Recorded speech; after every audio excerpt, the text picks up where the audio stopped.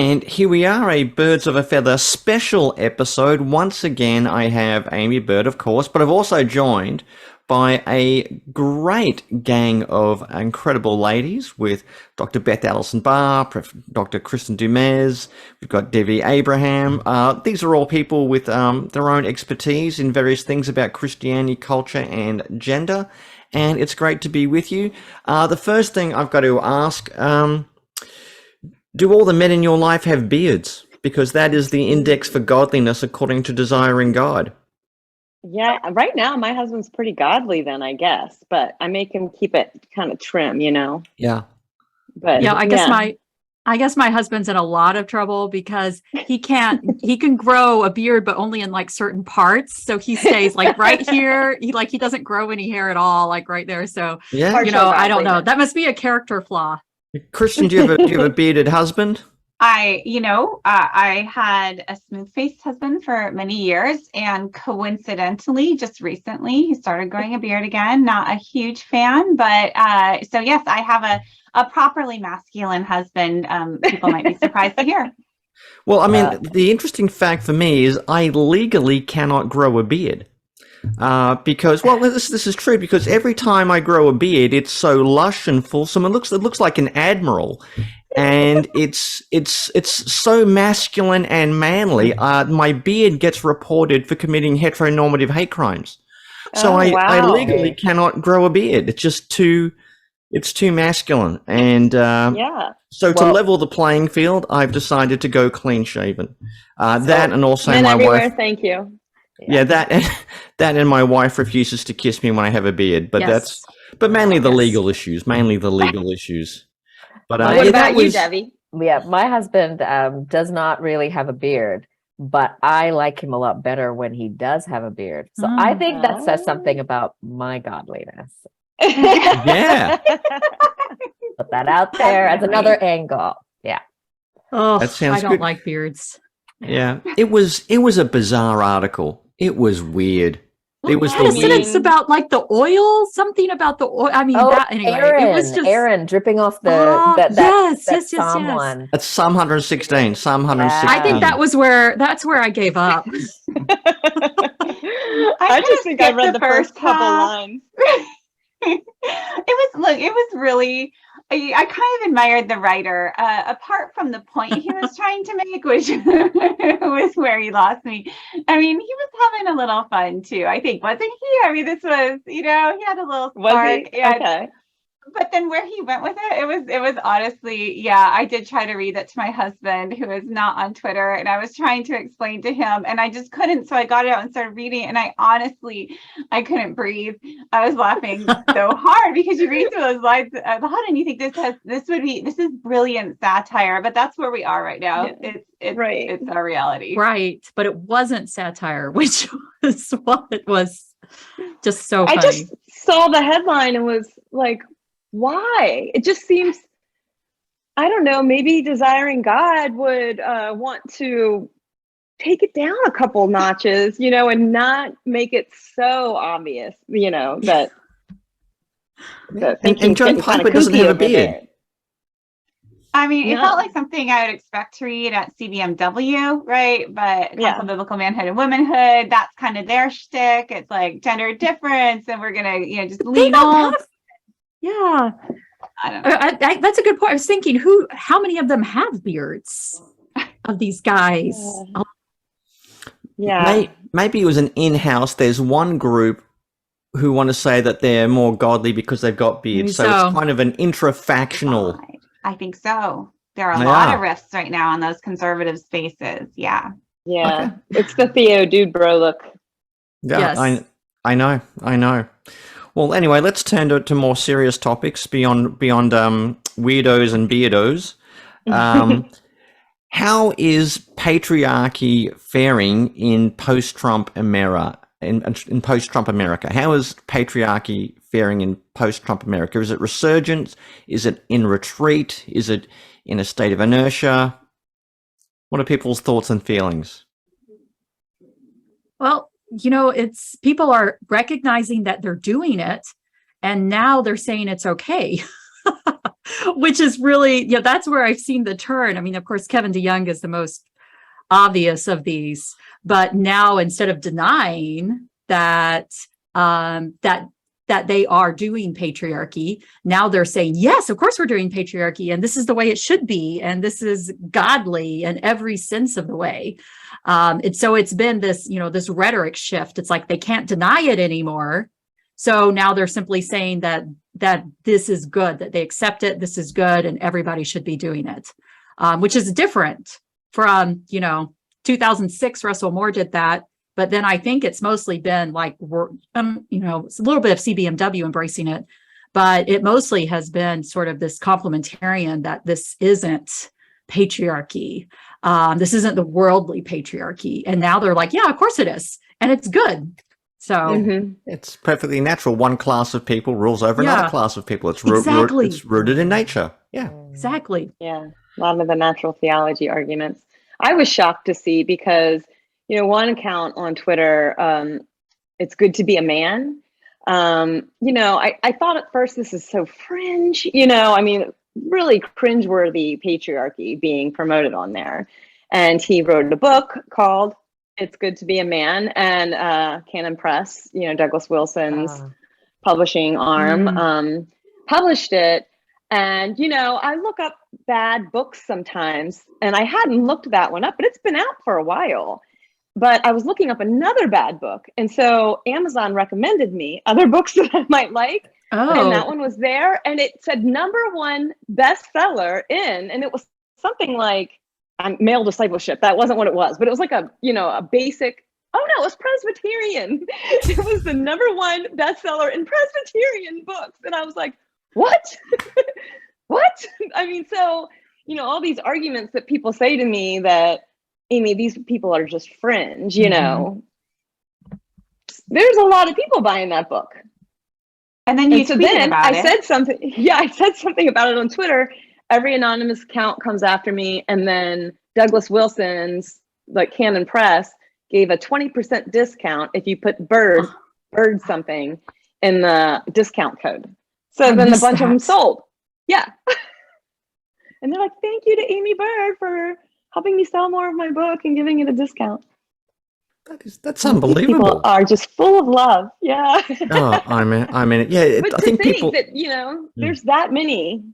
Well, and it wasn't just book sales, right? That's kind of all's fair in love and war in that front. Right, we all benefit from these little skirmishes. Yes. On both sides. But I saw some of the comments on your Twitter feed, and I saw that kind of and Aimee draws this more than Beth or I do. Yes, and we could discuss reasons for this, but it really is shocking. Yes. And what bothers me most isn't these anon accounts. Honestly, it's all of the other guys who are egging them on, who are standing by, who actually have some standing in those spaces. And to me, that is, they're more culpable here as far as I'm concerned. And I have so little patience for that. And I watched that play out and I was actually really angry on your behalf. Yeah. Yeah, that is what's more disgusting about it all, isn't it? It's like the people who can do something. And so they kind of, keep the safe distance, keep their hands clean, but are really. And I'm just thinking, are they hitting click and buying the book too? I mean, absolutely. Deep down, is that what they're thinking? That's what their belief system is then. Yeah, so I think that actually patriarchy is doing just fine right now. It's having a resurgence because it's hard to know how widespread, but just the kind of qualitatively. It's being embraced by these reactionary elements. And that's in some ways dangerous, right? Because it's more extreme versions. It's not being tempered with, but it's really, it's we're caring for each other and this isn't patriarchy, this isn't power. And I was like, hell yeah, it is. And, where does that lead? And what is this going to look like? And then also who then become their allies?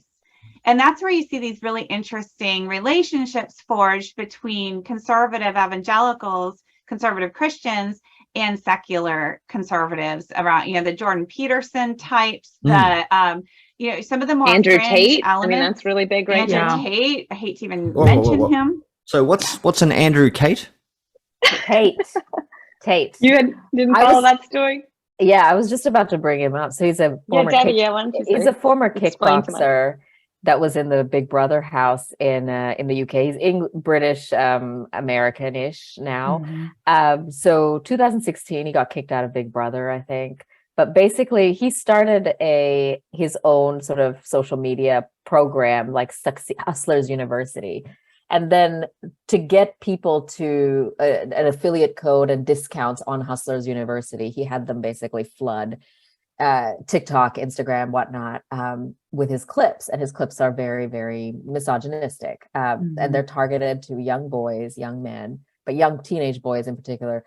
So I don't really want to repeat actually what I've heard that he has said. Yeah. I'm not interested in, furthering that, but it's horrible, like really violent, horrible Red stuff. pill language. And Yes. And I think one article that I read is the word that they used is this idea of the manosphere, that there's always somebody who comes along that basically is able to find a way to appeal to younger men. Obviously, you mentioned Jordan Peterson, that would have been the last sort of big one. And I think to your question, Mike, about like post-Trump era, I think we live in a time when the idea of the grieved man is accepted in secular culture now too. Whereas I think, while that heart comes along and evangelicals can say, yes, like men have been picked on, and it's kind of an evangelical thing. I think what's different now is that secular culture really embraces the idea as well. But Andrew Tate is terrible. Okay, well, I did. I mean, my son, he's been talking about him like crazy lately. And he said it's catching on, in the high school and stuff. And it's just really sad and sick. Yeah. Well, women are being viewed this way. Yeah. Right. Something I found out yesterday about Jordan Peterson that fascinates me is that his wife kind of has a conversion experience, and his daughter. So his wife and his daughter have their own social media presence.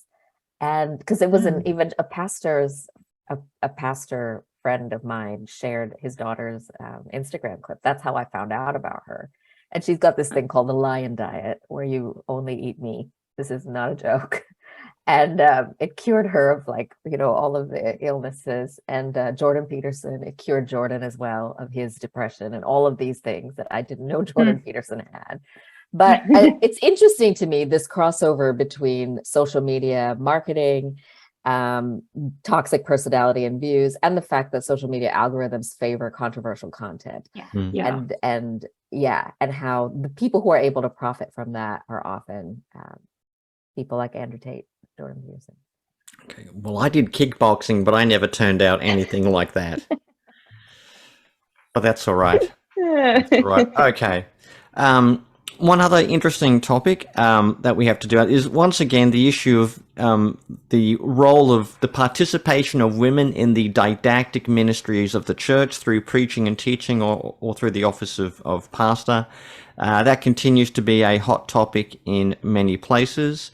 But I think this is something what Aimee would say, that this gets treated less as an issue of biblical interpretation and more of a moral issue, that churches that have women, I mean, even if they're complementarian, but if they allow women a role in a didactic role, a teaching role, let alone a position at the pulpit, what they call that, sharing or teaching or whatever. Testimony.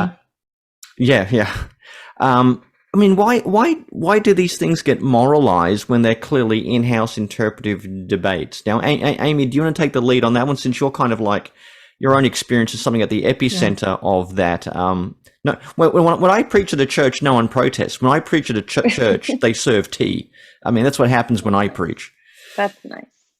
Well, yeah, I mean, I think I do experience it maybe in different ways, especially because of where I'm coming out of a more complementarian, I critiqued within complementarianism, being a member in an OPC church for so long.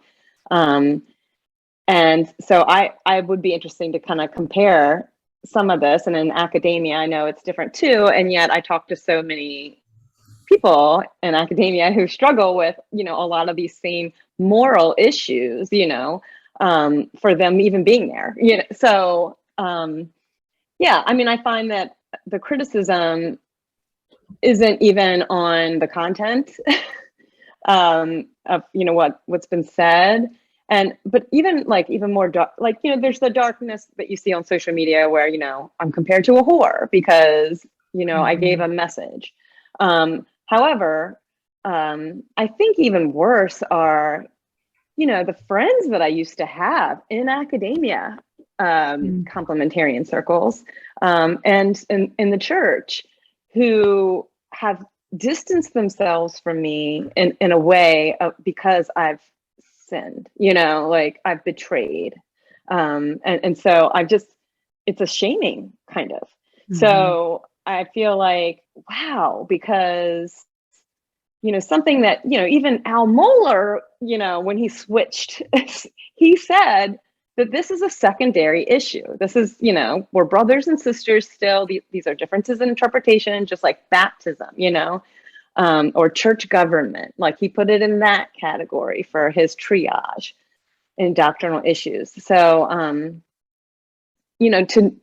before I ever even felt like I was on, okay with an invitation to give a message, I still, was reading from egalitarians and being very enriched by them. I wasn't thinking, oh, these are sinners for their position, and but then I was just, a big thing with writing Recovering from Biblical Manhood and Womanhood. One of the hugest criticisms against me was that I quoted so many egalitarians in the footnotes. I just thought, what?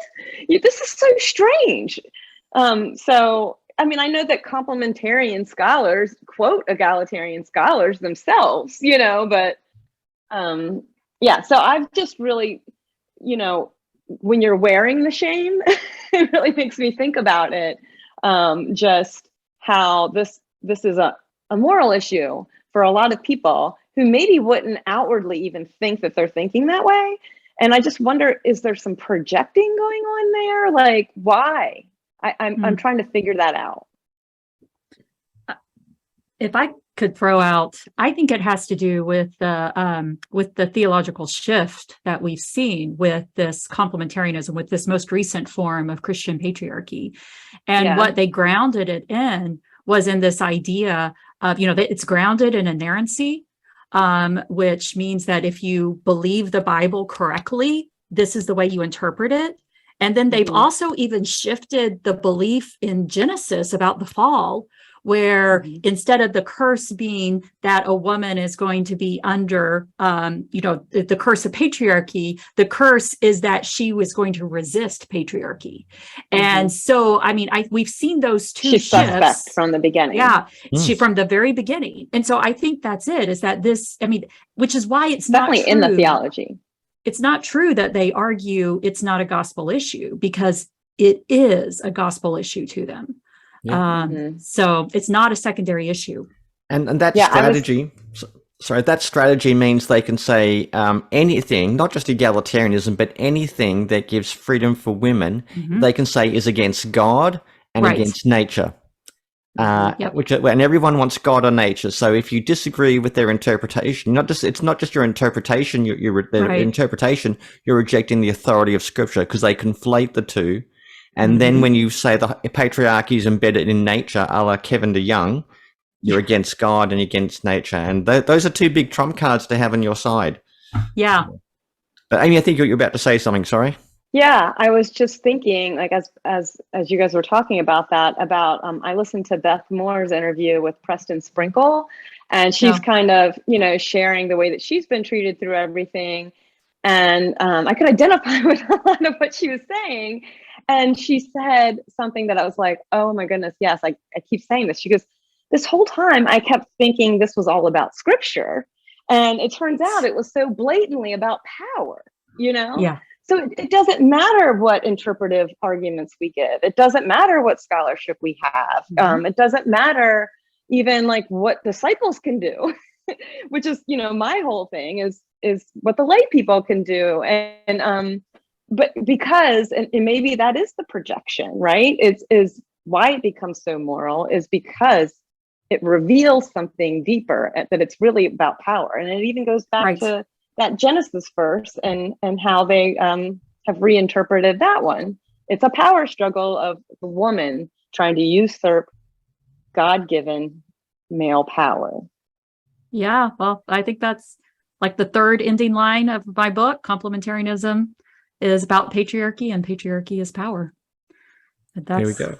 But I can make an interesting point, and this is a phenomenon. Like, I'm in the Diocese of Melbourne, which is an Anglican diocese. We ordain women. We have female bishops. And here's an interesting phenomena.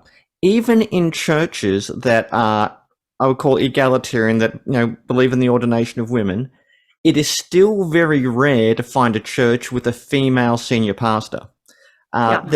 They tend to have lots of like female associate pastors, you know, who will preach and teach and, you know, and have, you know, very serious portfolios within the church. But most, even egalitarian churches, still prefer a male senior pastor.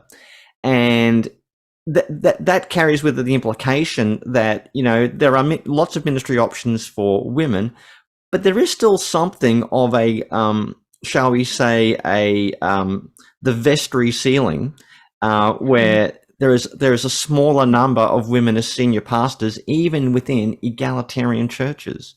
Now, that's what I find an interesting phenomenon, and that's something that we're trying to think about, reflect on, and negotiate within my own college. And my own college doesn't have an official position on this. We have complementarian and egalitarian faculty and students, but even within egalitarian churches, there's still they still like having a guy in his, you know, mid-50s kind of, you know, at the helm of the churches. So that's an interesting phenomena where they get, even egalitarianism is not always thoroughly or systematically egalitarian.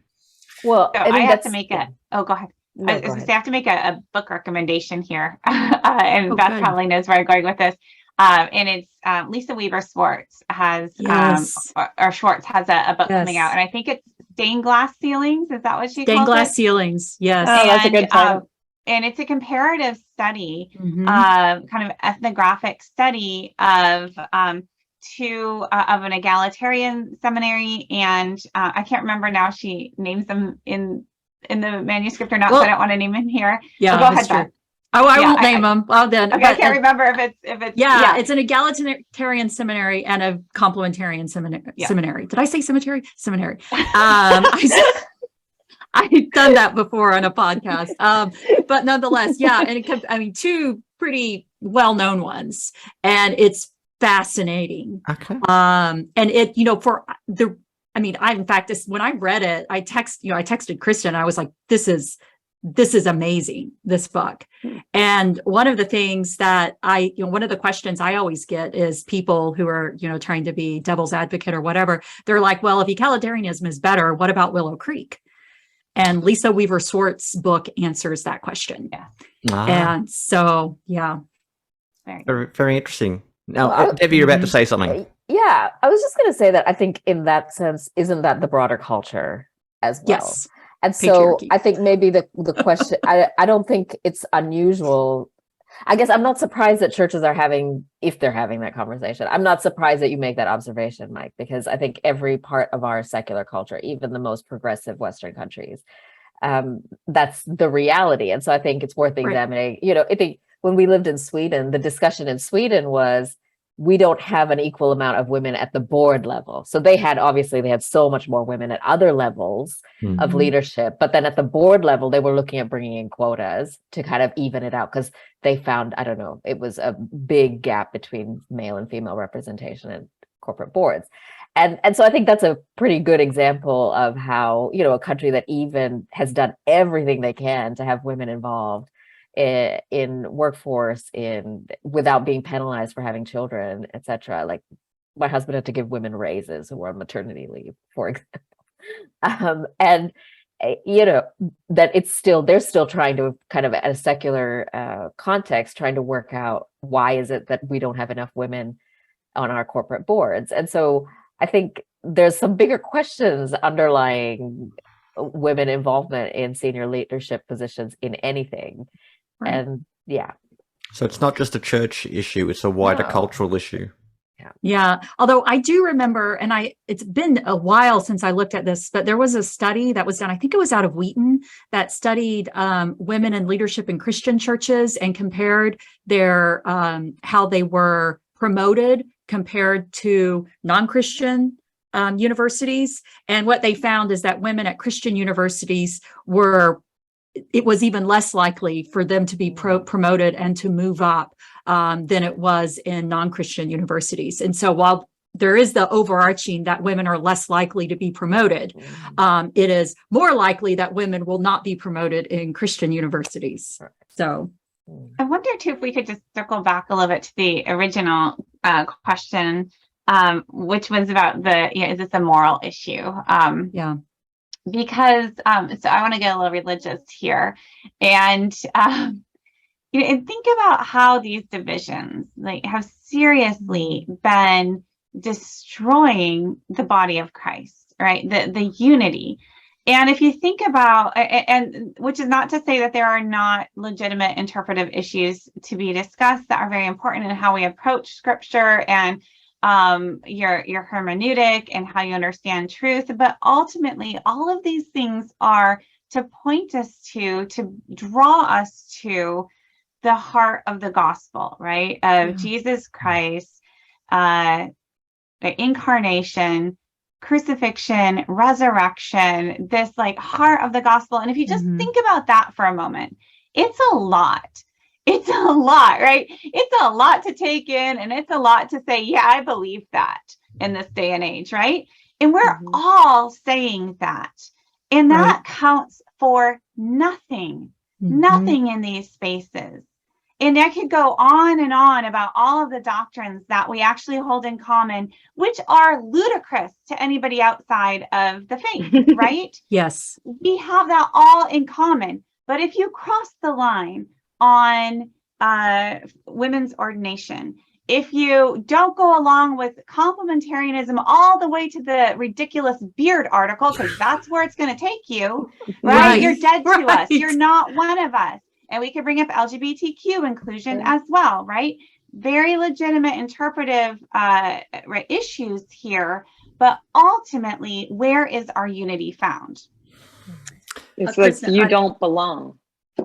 I really love that. I was having a conversation today. I've gotten very involved in Baptist circles, higher up Baptist circles, and we were having a conversation about how in the Baptist world, Texas Baptists are starting to, well, they were never unified, but maybe the fissures are just becoming more visible once again. And one of the things, what's so funny about it is that Baptist history has never been one of unification. It's always been one of dissent, and dissent is the heart of being Baptist. Yet we have forgotten that as Baptists, and instead of being like, okay, we dissent, but we cooperate anyway, which is really what Baptist identity is. We're like, we dissent, so therefore we can no longer cooperate. And that is what's ripping apart the Baptist world. And I'm, it's really sad to me, because that is the loss of Baptist identity, is the inability to cooperate with people who believe the gospel, but differ on other issues. But the issues that people are differing on, I would say, certainly in the US context, is not just the issue of patriarchy or complementarianism. What I'm hearing from friends in the US, that what is ripping their churches apart is whether their church and pastor is pro-Trump or anti-Trump. Yeah.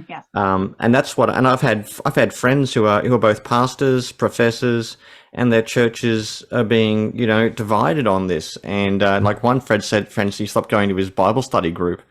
The story I tell is I was once speaking to church in New Orleans, and this was in 2016. And when I arrived, about 5 minutes before I got there had been a fist fight in the men's Bible study over Trump. And the poor pastor was a lovely Christian man, had to go and attend to this. But this is a strange phenomenon.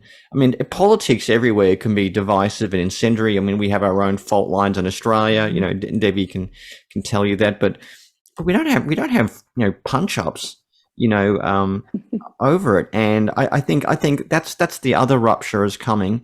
which is why I would like to segue to an issue that was not put on our agenda, but I think meets with this quite clearly, is the topic of Christian nationalism also becoming a good thing, which just baffles my mind. I always thought nationalism was kind of bad.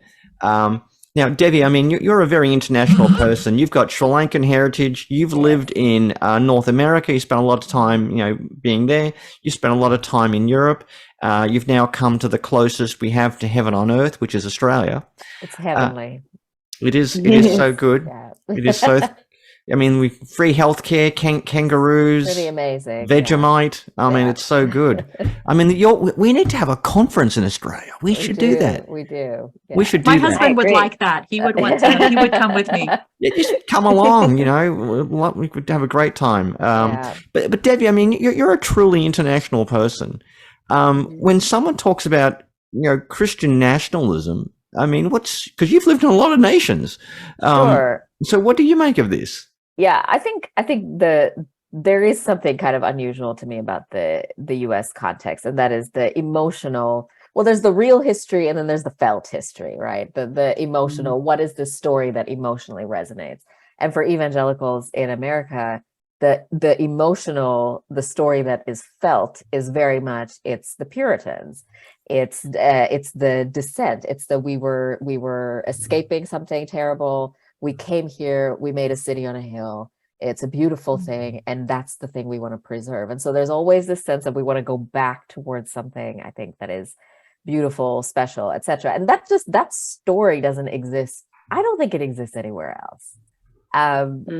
Certainly not in the places where I've lived. I mean, my husband is German, so, and I mean, you would think that the Martin Luther Reformation story would be a really emotive, felt story for German Christians. I don't see it. I've been around German Christians. They're amazing. They're wonderful people. I love my husband's German church. It's wonderful. But you don't have that same felt sense the way American Christians do. I'm not sure why that is, though. And I think, Kristin, maybe you have some idea. I think I know. Okay. I got this from John Stackhouse. American evangelicals are the only ones who believe they have a divine right to be in charge. Sure. That is the big difference. Sure. Yeah, but but when I see Patriarch Kirill in Russia, quoting scripture to support Putin's war, that's Christian nationalism, and that's bad. That's bad. But when we do it in America, well, that's all right then. Yeah, and it is this mythical past, right? So for evangelicals, they think that they have a divine right, and they read themselves back into that past, so that the founding fathers are essentially proto-conservative white evangelicals. And, historians, whether conservative or progressive or Christian or not, look at the historical evidence and say, okay, you can't really, that just doesn't work, right? Yes, some were Christian, yes, but things were very different then. Change over time, complexity, nuance, that just doesn't fly. And so it has a powerful hold. And we've been seeing this difference too. I mean, as one of the scholars who's out there all the time, giving interviews on Christian nationalism, it's been strange to see this bubble up, because as historians of American Christianity, right, this is old news. And, whether we use that terminology, I mentioned Christian nationalism on occasion in Jesus and John Wayne, but it's not on every page. It could be, but it's not, because I'm just describing, so it's about, views of the founding. And then it's about, wanting to be obedient and thinking God will bless America if the laws are obedient. And it's about who's real American and who's not. And all of that falls under this rubric. But the problem is that it is such a broad umbrella that it can encompass, depending on how you're defining it, and depending if you want this sociologist or that sociologist to offer the definition, or if you go with this kind of felt identity, it can cover people who just say, God bless America, and put their hand over their heart and think, but are still fully supportive of democracy and the rule of law. all the way to God bless America and you all have no rights here because we need to bring in this divine kind of rule, right? It covers that whole gamut. And so when talking about it, it's really hard to sift through, where do people fall on that spectrum? And then where are the affinities? So if where will people draw the line? And that's something that all of us scholars who are looking into this are really trying to tease out, looking at survey data, having interviews. And it's an open question right now, but it's really hard to talk about because people get defensive very quickly. And there are so many different conceptions of what it is. And those different conceptions are being weaponized right now. Yeah. Oh boy. Yeah. It's a difficult time. And it's something, I mean, as an outsider, I do find it hard to get my head around when I see, Marjorie Taylor Greene, some of the things she says, some other lady talking about a biblical citizenship test. Not Lauren Boebert, probably. I don't know.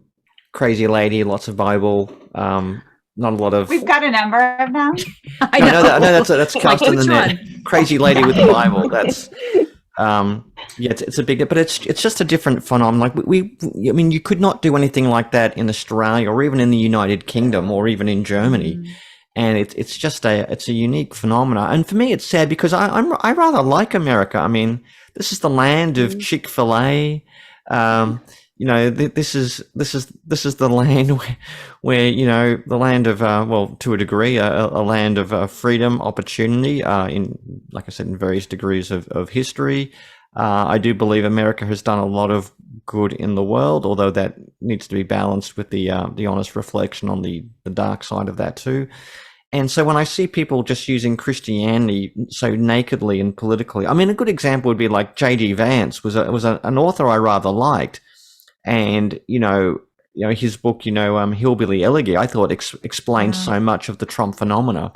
You've got poor, disenfranchised rural whites rising up against the more gentrified cities, but then he's kind of slowly morphed into a sort of diehard Trumpite, seeking the blessing of the Republican deity for his own political career. I just look on that. Well, that's quite an evolution, and I do wonder, like, do these people actually like someone like a Ted Cruz? I mean, does he know that he's saying stuff that's wrong, that's a lie, it's untruthful, or have they started believing their own propaganda? It's that's a good question. I mean, somebody who's watched Ted Cruz from the very beginning. He always had that facade of a used car salesman, was sort of like what we always, sort of always what he seemed. And so I think he knew he wasn't saying true things. I think he knew that all along. I don't know if he's convinced himself now that he's saying, I mean, after you say it so often, but I think a lot of these guys, they know what they are doing.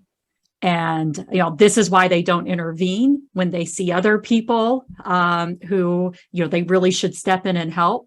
I think they know what they're doing. Some of them may have convinced themselves that they are right. But yeah, I have a dim view, I think, of many of these guys now. Yeah. Well, I feel like just the church in general, when we're talking about Christian nationalism or we're talking about patriarchy and like even the connections between the two, I mean, what can we do? What can we do is the question. And I mean, I think part of it is like the work that you all are doing, like naming it, showing the history, pointing it out, like that's so helpful. And we need that critique to open our eyes. I think we also need our theologians to also be pointing us to beauty and goodness and truth and sparking our curiosity again and imagination for how God is redeeming us and preparing our souls for love right now. Because, attached to that, that Kristin is so brilliantly, showing us in her book is just this militant attitude. It's a whole way of life, and it's really ugly. And so I think we need to show beauty. I like that. That's a good note. Can I add on that? Imagine if just imagine you've got like a young woman, maybe just finished college or is, early into her working career, is at a church where she's getting a mixture of patriarchy and nationalism, and realizes this has nothing to do with Jesus, is getting disillusioned and, completely alienated. And, she's, beginning to doubt, is everything I believed just a kind of political facade, a spiritual religious facade for a political game. And, is thinking about, just like throwing the whole thing away and walking away, that type of thing. And you can understand why a lot of people did that. They realized the faith they've been reared at was not a faith in God and Christ. It was a Christ in the image of Caesar. It was a heaven in the image of a Republican America, or what they thought it was, or whatever their political thing is.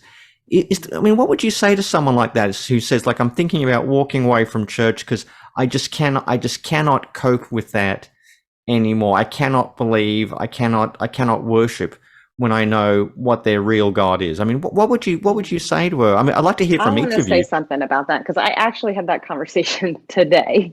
I was at a trial of a sex offender, who molested my friend a long time ago, actually, and she finally got justice.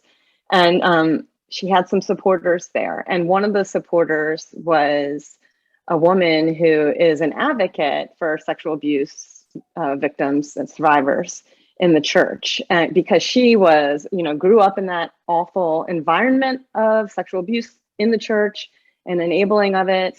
And the big Baptist church that she was in, showed that they hired a sexual predator who was a child molester, a pedophile, and they knew it. And so anyway, she's deconstructing. She's deconstructed, maybe, like she's not quite there to where she says she's an atheist, but she's not a Christian.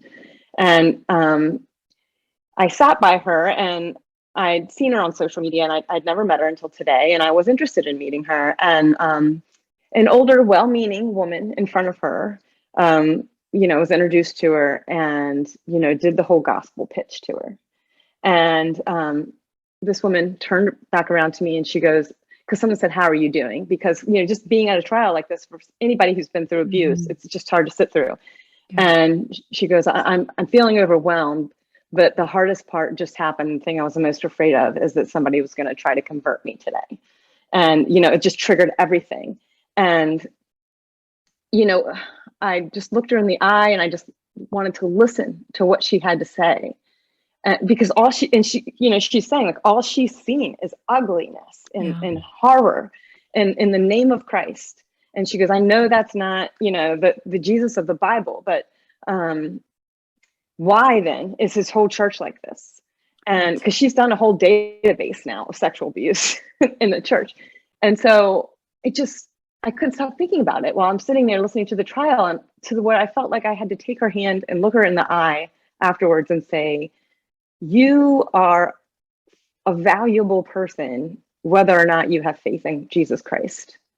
Because the message is, right, I need to save you. I need to, this is transactional, and then you'll have worth, and so I can imagine that that's what's so traumatizing about it.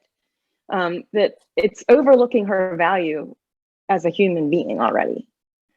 So, I think that, and before Rosaria Butterfield got kind of extreme right wing culture war, she said something in her first book that, really hit me, and that the pastor that did lead her to the Lord had enough faith in Christ to not feel like he had to convert her before she drove home that night, or that, she might get in a car accident or something, like, and it was this urgent thing, that God is bigger than that. And he put his faith in, God's providence, and building a relationship and valuing her as a person and valuing the things that were important to her, like the environment and stuff like that. And taking note of that when she came over. And I think, we're so attached to our ideologies, and we're so attached to the culture war stuff that we're missing that these are people that are, that do have value inherently already. And, and I said, I know that I don't need to say that to you for you to know that, which is probably why you've had to separate yourself so much from the church.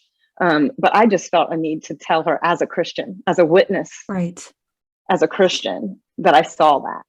Yeah. Okay. Well, Debbie, what would you say to a young woman, particularly in the US, who's just tinkering on walking away from not just the church, maybe faith, religion, whatever? What would you say to a person like that, Debbie?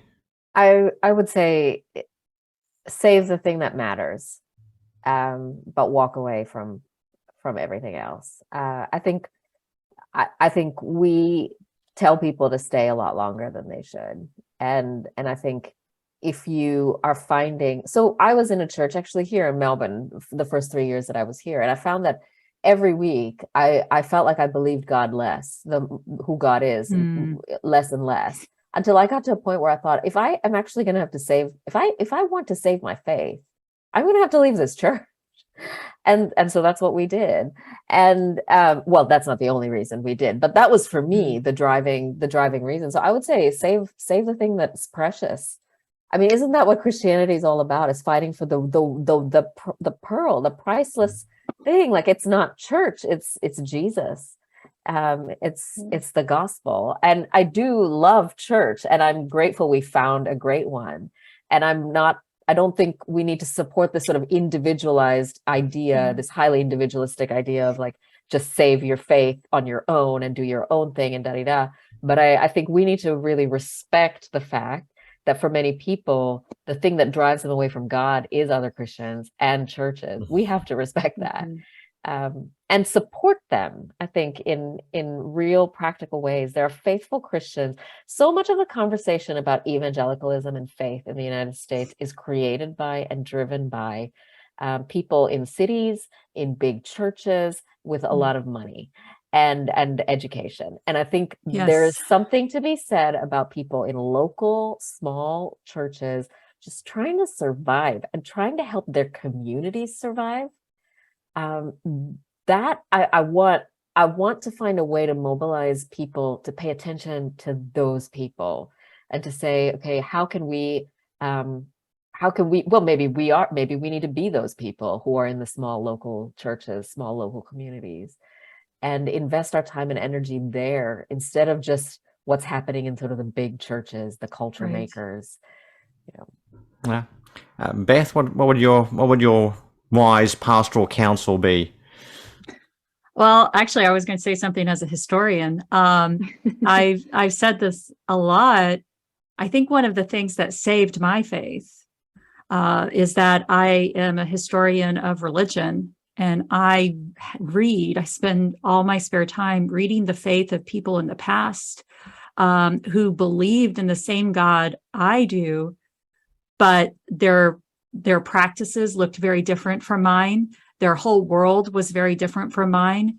And it has allowed me to see that the church today, as flawed and as problematic as it is, that Christianity is bigger than it. And that, I think, has really helped ground me, is that ability. I mean, I've said this before, when I first started reading 15th century sermons, I approached them as sort of this Baptist with what I didn't realize at the time, but I had grown up with some anti-Catholicism because of my culture. And so I really was not expecting to see Jesus in any of this stuff. And I actually wrote out in the margin of one of the very first sermons that I read on my edited copy of it, I wrote, "These people believed in Jesus." And that was one of the first, and that really changed everything for me in thinking. And so I think that's the one thing, is that Christianity is bigger than this moment. And that, when everything happened with my husband and I, when our world kind of exploded in 2016, we had no idea what we were going to do. We hadn't been out of a church in our entire marriage. And we were like, where do we go now? We have no idea. And we decided that we were just going to visit as many churches as possible without any intention of joining them, and going to as many different types of churches as possible. And it was one of the most restorative things we could have done, because we realized once again, and our kids saw it, that Christianity is bigger. It looks different. It's bigger than our very narrow perspective. So I mean, I think I would say that go see Christianity in a different place. Like Australia. Like Australia. Yeah. I mean, almost anywhere. Just go to a different, I mean, one of the best experiences we had was at the Korean church, the Korean Baptist church, where they asked, my husband ended up teaching Sunday school, and then they served us food afterwards. And our children were off with other people, and we weren't able to explain to them what kimchi was. And that they did really well until they hit the kimchi. It's when they serve it at communion, you've got a problem. Yeah. So anyway, it was really funny, but that was one of the most wonderful experiences. And it saved our faith. And Kristin, what would be your advice? Yeah, I come from a Calvinist tradition where I wasn't really taught to try to convince people to believe. You kind of are, you aren't. So I just, I don't feel a need to use words necessarily to try to say, oh, wait, there's more. Even while I agree with what everybody else has said here, I think sometimes just, and you'll see that too, right? Or I'll get it. I, in fact, just published a newsletter like a minute before joining here on, why can't you be nicer to white evangelicals? Like, why can't you say some nice things? Do a little PR here for Christianity, and I'm like, yeah, that's not really my style, but I'm also just trying to get the story right. But also, that's not how this works, right? We don't have to advertise. We don't need to polish the brand. That there is something mysterious. Right. There is something like truth, a deep, deep truth that exists, whether we screw up or not, because we will screw up. And that you have to somehow find your way to that. It has to find you. You have to rest in that. And I can't make that happen. The best I can do is just be in that space as somebody. And if you want to know, and it's weird because when I wrote this book, when I wrote Jesus and John Wayne, I wrote it as a historian. I did not anticipate even this kind of a conversation. I didn't think that I would be asked about my faith as frequently as I am, that I would be having these kinds of theological, faith-based conversations. I was writing a history book. But here I am. And so that's killing it. Right? Yeah, I show up, and when asked, yes. And I think that there's something to that. And each of us here, right, are in spaces that are not always friendly. It would be easier for us to dodge some of these conversations, frankly. And yet we still keep showing up, and we show up with our entirety of who we are and what we believe. And when asked, we are very open about that, and we take it on the chin, and we just keep showing up. And I guess that's what I would do. And then you don't really have to say anything necessarily. I think just showing up like that. Okay, that's a good point. I think that's very valuable insights. A very diverse collection of advice in an age where people are disenfranchised with the entire establishment because it wasn't really about Jesus. It was really about politics or patriarchy. So thank you for your all your advice on that. Before we finish up our wonderful conversation, are there any news or highlights about things going on in people's lives? Forthcoming books or speaking events or anything that people are doing? I'll go first. I'll be making my first trip to America in 3 years, going to Denver, Colorado. And yes, I'm looking forward to reacquainting myself with Chick-fil-A, Popeyes, Hardee's, Whataburger, In-N-Out Burger, Papa Do's, Papa Cito's, Papa Barbecue, and then coming back and acquainting myself with an old friend called Jenny Craig. So I'm looking forward. So Colorado's not very far from Texas, and I remember somehow that you promised that you would dance in a bar for me if I agreed to do you remember this? If I agreed to do something, if I agreed to, maybe it was the very first thing that we did for this or something like that. And I'll find that email and send it to you because I think you owe me that. Well, to quote my to quote my personal mentor, Oliver North, I have no recollection, Senator. I think I have the evidence in a right. written Got the email, receipts.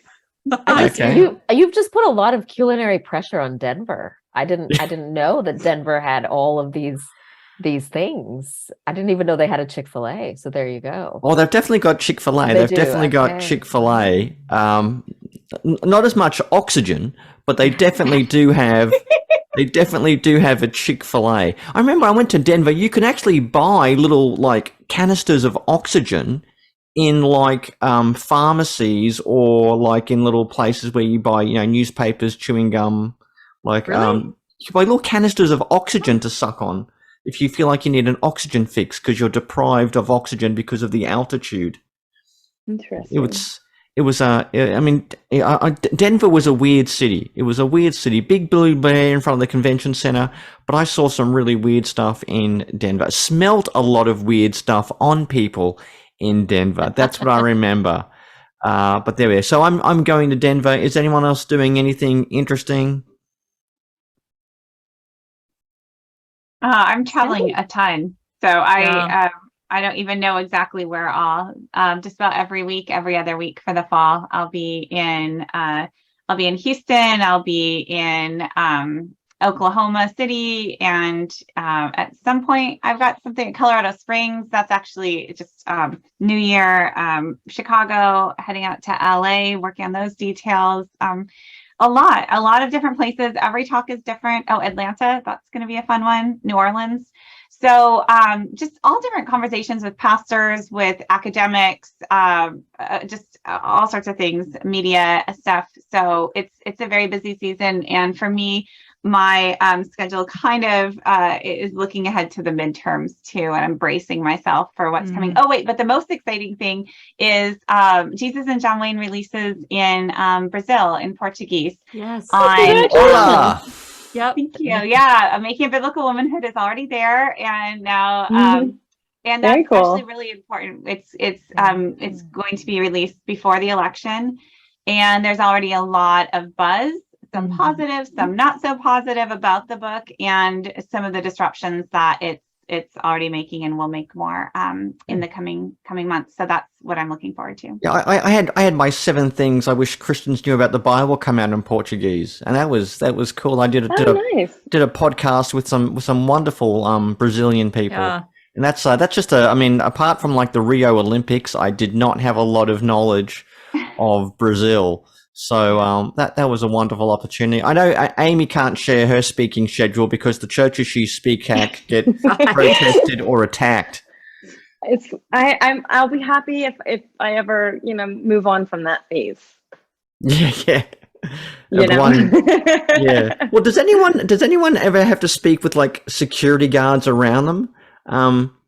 I was once at an event in New Orleans where it was standard procedure where you do the event and then you go into the hall, and I was accompanied by 2 armed guards. And like I served in the army. I've been around guns before, but this was a weird experience. And I was like, did they receive death threats because I was going to be here? I know I yank a few American chains, but surely no one's plotting to kill me at this point. Well, I am at the check underneath my car phase. Wait, is that serious? No. Okay. Okay. Well, but Aimee, I worry. I really worry. Like I see the stuff on Twitter and I worry. It's very Yeah, Devi, I was of the same. I was the same. Like that could be a joke, but it could not be a joke. I don't know. Fair enough. Security is something that is taken into consideration for me at different venues. Nothing like armed guards, but I think for those of us who are out in these spaces, I find, frankly, the kind of conflict within evangelical spaces generally not surfacing any threats for the most part. But when it spills out into more white nationalist spaces, as my work does, but even then, in conservative religious spaces too, where in local communities, there can be some more kind of radical local conservative groups that are secular and religious together. And sometimes my visit to a location can kind of spark something that's already there, but they mobilize. So, honestly, I have had to take some security precautions, and I don't go into detail about what those are. but it's a weird time. I will say that much. And and sometimes, I know my husband is not happy with some of the choices that I make, and it's not a healthy situation that we as a country are finding ourselves in this place where, honestly, a professor at a Midwestern Christian university who wrote a history book has to think about these things, but that is in fact where we are. And so the way I respond to that is I will do everything anyway. And that's my kind of mantra, drawing from Timothy Snyder's research in my outside field and 20th century Germany and Holocaust studies, is do not obey in advance. And the minute you find yourself pulling back because of a potential threat is when you cede ground. And so, I'm not seriously concerned, but when I do feel a sense of potential danger, my response is actually to go do the thing. So. And I think that just a week or so ago, Salman Rushdie had an attempted assassination on his life. So the idea of, he's obviously a very special, high-profile case. But, the idea of authors, being having an assassination attempt on their life.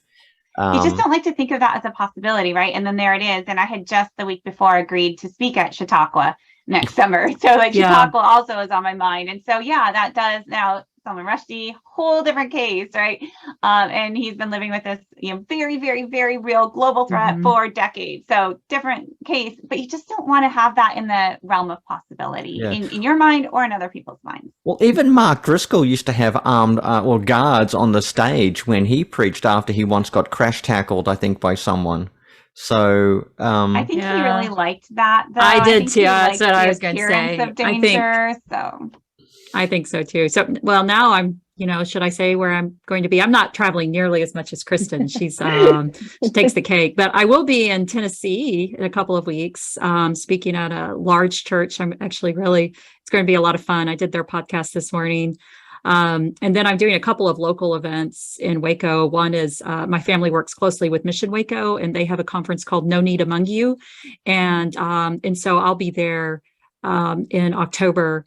And then in November, I'm going to do a wild week in North Carolina, where I'm going to go from Gardner Webb to Duke and do several things. And so I'm looking forward to that. I'm glad I got it all in 1 week. And then I'm going to be in Calgary twice, which is exciting. One for the University of Calgary for my specialty as a medievalist, which was a lot of fun. One of the scholars in my field, Carolyn Musick, who I mentioned in The Making of Biblical Womanhood, invited me up. She invited Kristin up too. We had a conversation about you, Kristin. We did. We had to move remote. Yeah, it was great. She was very much like that. And then my big event, really big event, is next June. I'm going to be speaking at the Canadian EV Free Association. I'm giving 3 lectures on women in the church, and afterwards they're voting on women in ministry. So there's a bit of pressure. Oh, wow. No pressure there. Yeah. Just the fate of women in Canada in the church. I know. So will there be another side? Like, is there going to be like the Well, it's interesting. side? They said they did that before. And this year they're doing the history of women in the church, and then they're doing they're bringing up a New Testament scholar to also do. So I think they decided that just to do the evidence that we have here. It's so anyway. Well, when you're in North Carolina, you need to stop by and go see our friend Kevin. That's what I was actually thinking about earlier. Yeah. I'm sure he'll be very glad to see you, and that'd be terrific. Okay, that's good. And Devi, I know you're very busy. I'm traveling to Geelong on a family holiday. Ooh. Geelong. I'm trying to think of what the American equivalent would be for that. Going to Geelong. That's kind of like going from Atlanta to Griffin. If you know, it's like going for Griffin for holidays. I don't know what Griffin is. Just outside Atlanta. Just outside Atlanta. Okay. Mike knows, and we don't. Yeah. I don't know. Yeah, well, there we go. So It's like going from LA to Pasadena. Is that Okay, Okay. that actually makes sense. That makes sense. There we go. But I don't think Geelong is as nice as Pasadena. Oh, Mike, that's very Well, I've never been to Pasadena, but I've been to Geelong. Geelong's basically a sort of like a football stadium with a city around it, as far as I can tell. I will send you all some beautiful pictures. Okay, I believe. I would like Yeah.